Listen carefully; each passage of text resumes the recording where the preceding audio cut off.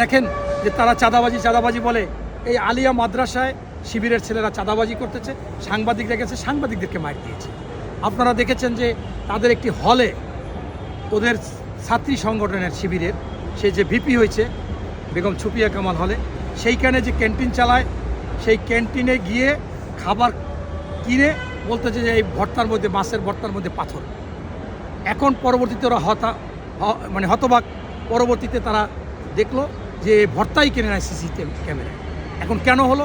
আপনাদের সাংবাদিকদেরকে বলছে যে 2 লাখ টাকা চাইছে এই ক্যান্টিন চালাইতে গেলে, আমি ধরাপড়া করছি, এখন আমার বিপদে ফেলাইয়া এইটা করতে চাইছে। কত বড় একটা মহিলা, একটা মেয়ে, একটা ছাত্র, সে 2 লাখ টাকা চাঁদা চাচ্ছে।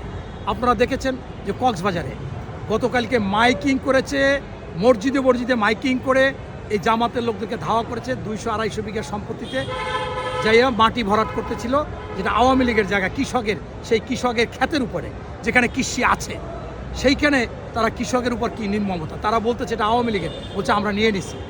পরবর্তীতে তারা সবাই কৃষক এক হয়ে ধাওয়া করছে। এত বড় চাঁদাবাজের চাইতে আপনারা দেখেছেন যে এই শাহজাহান চৌধুরী মেনিলা রিসোর্ট দখল করছে বিরাট। এই যে শাহবাগ বেশি দূরে না, আপনারা যাবেন ফুলের মার্কেটের 2টা তালা, সেইখানে আগে ছিল বঙ্গবন্ধু সমাজ কল্যাণ পরিষদ, সেটা ইসলামী সমাজ কল্যাণ পরিষদ দিয়ে 2টা ফ্লোর জামাত দখল করে।